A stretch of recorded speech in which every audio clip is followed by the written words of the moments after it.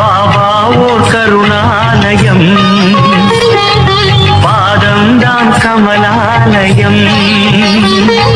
பாபா ஓர் கருணாலயம், பாதம்தான் கமலாலயம். சாய் அப்பா உறவுகள் அனைவருக்கும் வணக்கம். சாய் அப்பா மேல நம்பிக்கை வைத்து அவரை நினைத்துக் கொண்டு இருக்கும் உங்கள் அனைவரின் வேண்டுதலையும் சாய் அப்பா நிறைவேற்றுவார். நல்லதையே நினைப்போம், நல்லதே நடக்கும் என்றும் சாய் அப்பாவின் அருள் உங்களுக்கு இருக்கும். நம் மனதிற்கு இதமான சாய் அப்பாவின் இன்றைய அருள்மொழியை கேட்போமா?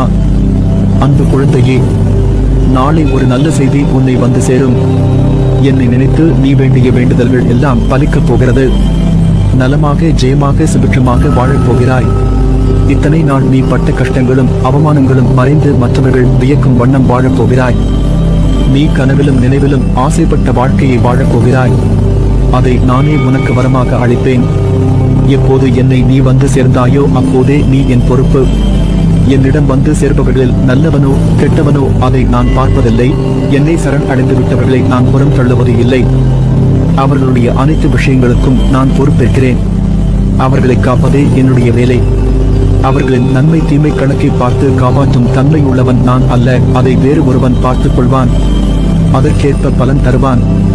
நான் தரும் நன்மைகள் அனைவருக்கும் பொதுவானவை. எனது தராசு தட்டுக்கள் யாருக்காகவும் இறங்குவதும் இல்லை, ஏறுவதும் இல்லை. அதே போல என்னை 40 ஆண்டுகள் வணங்கியவனாக இருந்தாலும் சரி, 4 நாட்கள் வணங்கியவனாக இருந்தாலும் சரி, ஆத்மார்த்தமாக என்னை கூப்பிட்டால் உடனடியாக நான் பதில் கூறுகிறேன். அதை புரிந்து கொள்பவர்களும் இருக்கிறார்கள்.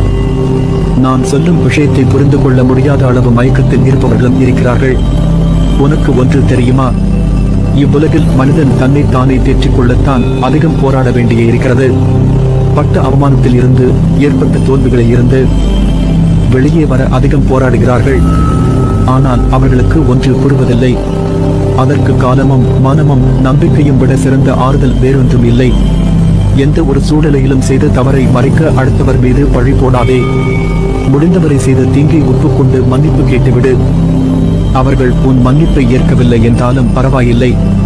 நீயாவது மன நிம்மதியோடு இருப்பாய். தகுதி உள்ளவர்கள் மட்டுமே இவ்வுலகில் வெற்றி பெற முடியும். இது காலத்தின் தீர்ப்பு. எவரையும் உயர்த்தி பிடிப்பதால் நீ உயர்ந்து விடுவதும் இல்லை, தாழ்த்தி பேசுவதால் தாழ்ந்து விடுவதும் இல்லை. நீ உன்னுடைய ஆற்றலையும் கடமைகளையும் ஒழுங்காக செய். நீ எதையாவது மாற்ற விரும்பினால் முதலில் உன் எண்ணத்தை மாற்று. நீ மாறாமல் எதுவும் மாறாது.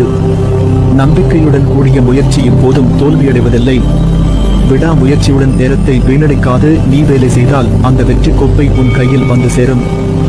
இப்படி உழைத்தால் நீ ஜெயிப்பாய். உன் பாதையில் வரும் தடைகளை நானும் உடைப்பேன். உன்னை நிச்சயம் ஜெயிக்க வைப்பேன். நீ சந்தோஷமாக வாழ வழிவகை செய்வேன். நீயும் உன் குடும்பமும் மகிழ்ச்சியாக வாழ உறுதுணையாக இருப்பேன். அது என் பொறுப்பு. எளிய வாழ்க்கையும் உயர்ந்த சிந்தனையும் இருந்துவிட்டால் இப்போதும் மகிழ்ச்சிக்கு குறைவிருக்காது. இரக்க உணர்வு மிகுதியானால் துன்பங்கள் குறையும், மகிழ்ச்சி பன்மடங்காகும். அது மட்டுமின்றி இரக்கம் ஒரு மனிதனின் ஆரோக்கியத்தை பலப்படுத்தும். அன்பு செலுத்தினால் மனிதன், இரக்கம் கொண்டால் புனிதன். அதனால் மற்றவர்கள் மீது இரக்கம் காட்டு. அதை விட்டுவிட்டு உன் வாழ்க்கையை நினைத்து கவலைப்பட்டுக் கொண்டிருக்கிறாய். உன் வாழ்க்கையை விட உனக்கு வரும் கஷ்டம் பெரியதா? முதலில் அதை யோசித்து பார். நீ நினைக்கின்ற வகையில்தான் உன் கஷ்டம் உன் கண்களுக்கு புலப்படும். அந்த கஷ்டத்தை சுக்கு நூறாக உடைத்து எரி. அதை எரிய உனக்கு சக்தி இல்லாமல் அல்ல, பயமும் பதைபதைப்பும் தான் உன்னை உடைத்து தகர்த்து எரிய யோசிக்க வைக்கிறது. நீ பளிங்கு கல் என்ன மாசுபட்டாலும் பொலிவுடன் பிரகாசமாய் ஜொலிப்பாய். இப்படி மனதில் பாரத்தை சுமந்து உன் வாழ்க்கையை நீ பாரமாக உணர்கிறாய். உன் சாய்தேவா உனக்கான குரலை அசரீதியா ஒவ்வொரு நிமிடமும் உன் செவிக்கு எட்டும்படி உன் கண்கள் அதை பார்க்கும்படி கூறுகிறேன் அல்லவா? அதை புரிந்து கொண்டு மனதால் உணர்ந்து அறிவால் செயலாற்று. நீ எல்லாரையும் முக்கியம் என நினைக்கிறாய். அதை போல அவர்களும் நினைக்க வேண்டும் அல்லவா? அப்படி உன்னை அலட்சிப்படுத்தியவர்கள் நிச்சயம் நீயும் உன் சொந்தம் முக்கியம் என்று வருவார்கள். உன் அருமை அறிந்து உன் வாழ்க்கையில் நீ யாரை நம்ப வேண்டும், யாரை நம்ப வேண்டாம் என்பதை தெரிந்து புரிந்து பழகு. உன்னை நம்புகிறவர்களுக்காக நீ உயிரை கூட தியாகம் செய்யலாம். அவர்களுக்கு உன் அன்புதான் பொக்கிஷம். அவர்களை ஒருபோதும் மறவாதே. அவர்களுக்கு நம்பிக்கை துரோகம் மட்டும் செய்யாதே.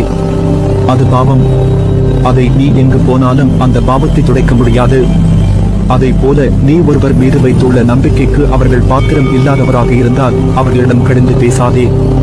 அமைதியாக அவர்களை விட்டு விலகிவிடு. ஒருவர் உனக்கு நேரம் சரியில்லை என்று சொன்னால் அதை கண்டுகொள்ளாமல் என் போக்கில் விட்டுவிடு. உனக்கான நேரத்தை படைப்பவன் நானே. அதை உனக்கு நல்லதாகவும் வெற்றி உள்ளதாகவும் மாற்றுவேன். உன் வாழ்க்கையில் என் ஆசையுடன் கூடிய அருளும் உனக்கு கிட்டும். உன் அம்மாவாக அப்பாவாக நான் என்றும் துணை நிற்பேன். ஒருவர் கஷ்டத்தில் இருக்கும் போது கடவுளின் அனுக்கிரகம் கிடைப்பது பெரியது. அவர்கள் புண்ணியசாலிகள். அப்படிப்பட்ட புண்ணியசாலி தான் நீ. ஏனென்றால் கடவுளின் முழு அனுக்கிரகம் பார்வையும் உன் கஷ்டமான நேரத்திலும் உனக்கு கிடைக்கும். அது காற்று மூலமாகவும் நீர் புல் என எந்த வகையிலும் உனக்கு கடவுளின் பேரருள் கிடைக்கும். கஷ்டம் தரும் நிலைகளை எல்லாம் உடைத்து சுக்கு நூறாய் தகர்த்து எரிந்து உன்னை உனக்கே புதியதாய் தோன்ற வைப்பேன். புதிய வாழ்க்கையாய் புதிய புத்துணர்ச்சியுடன் ஒரு நல்ல எதிர்காலத்தை நீ பெறுவாய். கலங்காதே, நான் இருக்கிறேன் நிழலாக என்றும் உனக்காக. நீ செல்லும் இடமெல்லாம் உனக்கு துணை நிற்பேன். உனக்கான நல்ல வழியை நிச்சயமாக நான் உருவாக்குவேன். நீ நிம்மதியுடனும் சந்தோஷத்துடனும் வாழ்வாய். அதற்கு நான் பொறுப்பு. அப்பா, நான் எடுத்த காரியம் எல்லாம் தோல்வி. மீண்டும் ஒரு முறை முதலில் இருந்து ஆரம்பிக்க சொல்கிறீர்களே, சரியாக வருமா என்ன என்று யோசிக்கிறாய் தானே? நேற்று என்பது முடிந்து போன ஒன்று. இன்று உன் அருகில் நான் இருக்கும் போது தோல்வி உன்னை ஆண்டிவிடுமா? உன்னை கண்டு சிரித்தவர்கள் முன்னால் நீ கொடி கட்டி பறக்கப் போகிறாய். பணம், வீடு, நிலம், வாகனம் என்று அவர்கள் முன்னால் உயர்ந்து நிற்கப் போகிறாய். இனி நான் கூறும் வார்த்தைகள் வெறும் வார்த்தைகள் அல்ல, உனக்கான என் தெய்வ வாக்கு. இதை மறந்தும் மீறிவிடாதே. உன்னை நிச்சயம் நல்வழிப்படுத்துவேன். உனக்கான வழிகள் எல்லாம் வெற்றியாயிருக்கும். அதற்கு நான் பொறுப்பு. நீ மகிழ்ச்சியுடன் உன் வாழ்க்கையை வாழ்வாய். அதனால்தான் என் வார்த்தைகள் உதிர்வது உன் செவிக்கும் மனதிற்கும் மூளைக்கும் எட்டுகிறது. நீ என் பரிபூரண அருளும் ஆசிர்வாதமும் அன்பும் பெற்ற என் பிள்ளை.